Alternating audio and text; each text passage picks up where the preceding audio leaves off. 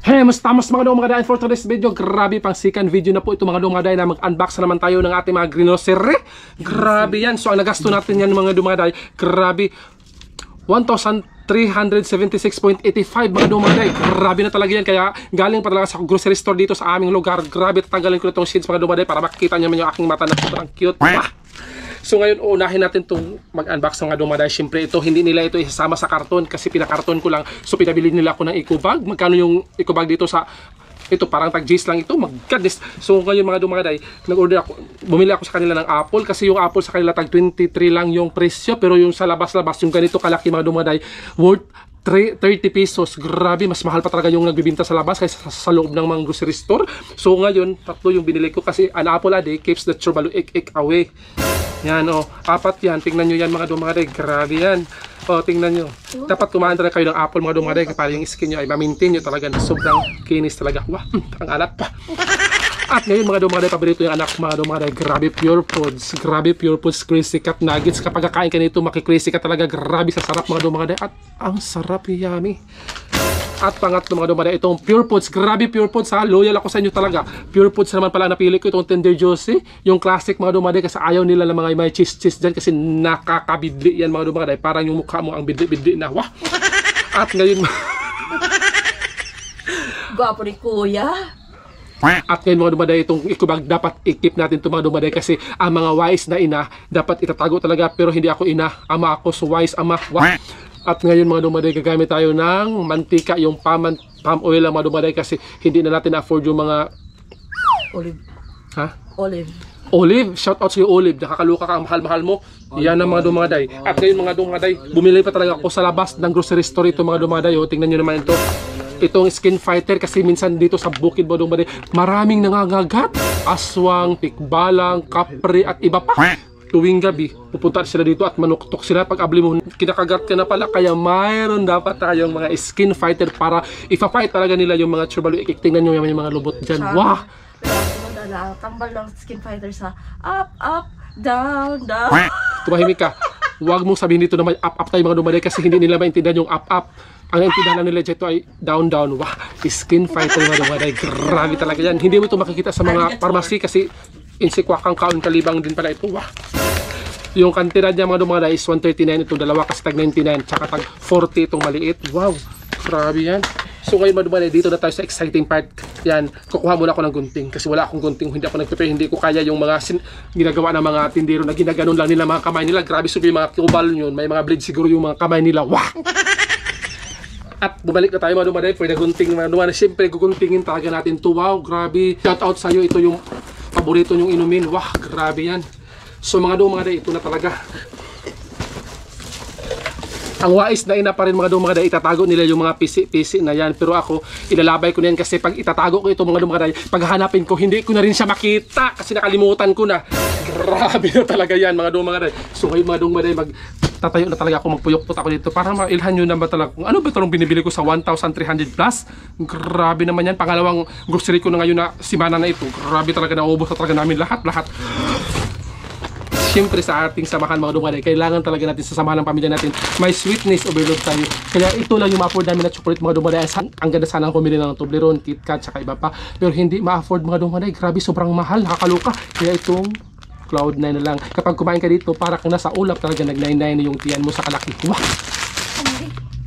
At mga dumaday, grabe yung mga customer ko dito, nagtatagad na sila, oh. Kinuha na yung Cloud9, grabe yan.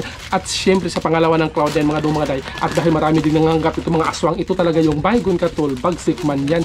Wala sila yung original na tiger, ito na lang yung binili ko, yung medyo mahumot-humot talaga siya para pagkagat na lamok, wow, ang bango niya, pero hindi niya alam, unti-unti na pala siyang nasyusyutay. Wah!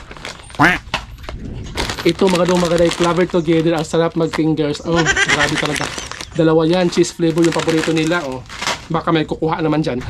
At ito mga dumaday, grabe talaga paborito ito na anak kong babae, itong cheese curls. Kasi kulot siya, pero ito talaga pala niya. Ito paborito na anak ko lalaki, Piatos. Grabe talaga yan. Hindi, binilhan ko siya paminsan-minsan. Hindi nyo talaga araw-araw siya bibilhan ng mga ganito kasi nakakasira yan ng mga kidney pala mga doon. Sa kidney nakakasira yung mga chichirya. Kaya moderate din yan mga dumaday.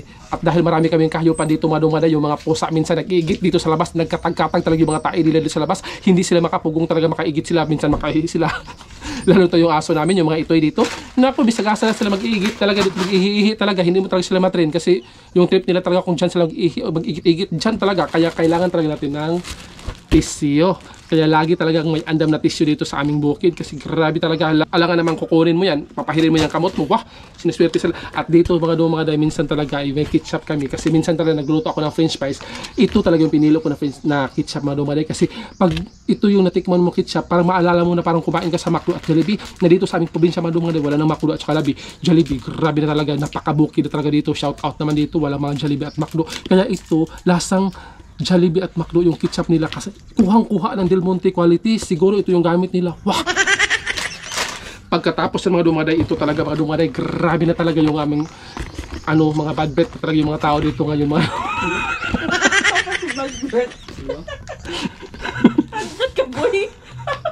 parang amoy na talaga i-touch yung mga bibig namin mga dumaday. Kailangan talaga bumili ng Colgate. Sa pagbili ng Colgate mga dumaday, ito talaga mga dumaday, makasave ka nito, sabi nila. Iwan ko lang kung anong sabi. Basta sabi nila kasi dalawa yung laman nito is worth 100 something, basta yun.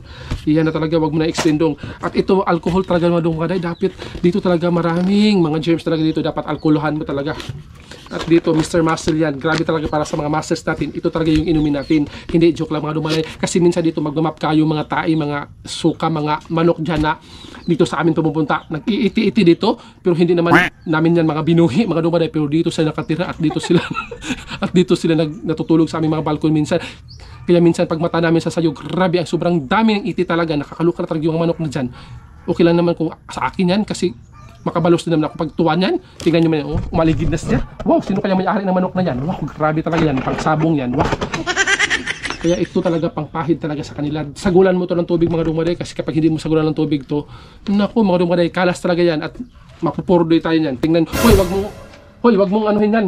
Hoy, lumayas ka nga, nakaluka ka, hindi pa nga ako tapos ito nag-vlog, tapos ikaw nagsusuba ka lang dyan. At mga dumaday, minsan na ako bumili nito mga dumaday, since kayo parang ang bait-bait ng mga anak ko ngayon, mabait sila ngayon, wak, bibilhan ko sila ng Coco Crunch. Kasi hindi sila mahilig uminom ng gatas mga dumaday, ito lang paraan para makapainom sila ng gatas, kasi lagyan ito ng gatas, so ngayon, maiinom na nila. Wak, grabe na talaga yan. At siyempre mga dumaday, minsan talaga hindi natin maiwasan, lagi tayo nagtatrabaho dito, umalis-alis tayo kahit saan, nagtatravel tayo kahit dito lang sa Trinto Agusan del Sur, dito lang, travel na travel, maraming singot talaga, nanimaho talaga tayo ng mga ilok at minsan may katapad tayo ng namahong ilok ng tao ito Kaya bigyan natin siya ng tawas mga dumaday. Mura lang ito mga dumaday, pero pag may katapad kang tawas, ibigay mo ito sa kanila, wag lang sabis-sabis. Basta yun, ibigay mo sa kanyang tawas.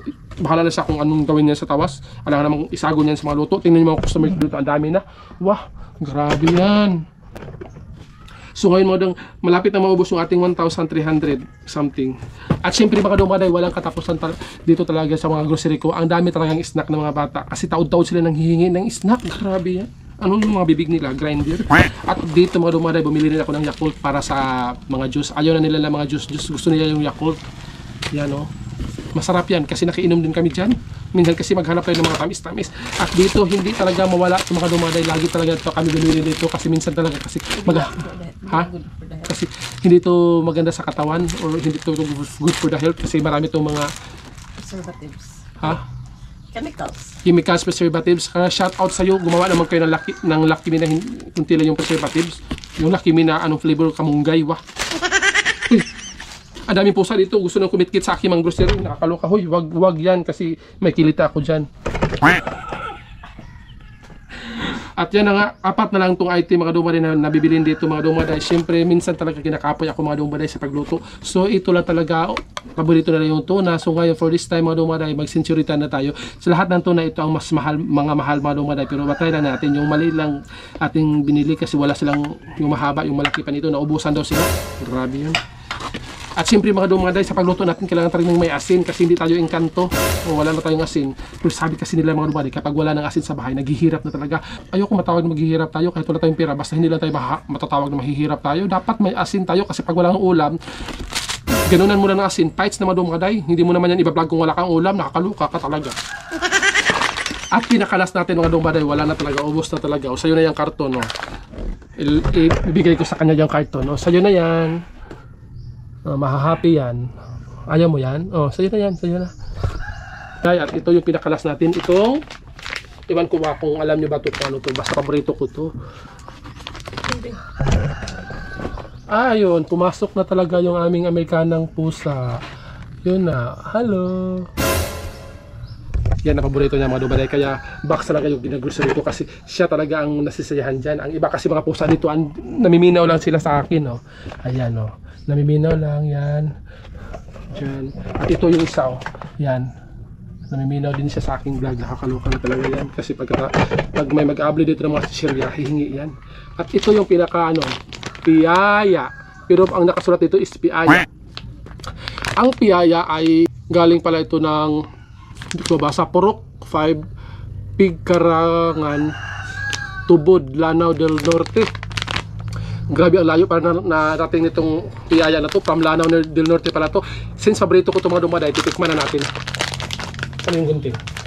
Kasi grabe talaga ito. Ano kayang ingredients nilagay nito? Basta matamis siya mga dumaday. Grabe talaga. Nagustuhan ko yung lasa nito. Yung nag-introduce sa akin ito yung girlfriend ko noon. Na ngayon asawa ko na. Yan, pinitingin siya sa akin. Grabe. Ayan niya.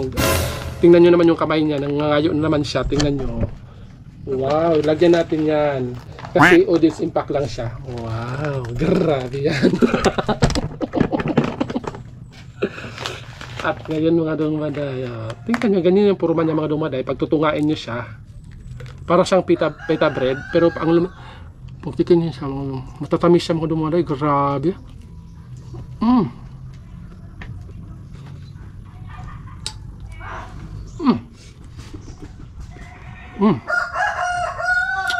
So yun na nga mga dumaday. Grabe yung 1,370 plus. Yan na yung grocery mo, tingnan mo. Ganito lang siya kadami mga dumaday. Yan, kinilaan na niyang ito. Hoy, wag nyo kilaw pa yan, yung hotdog. Yan na.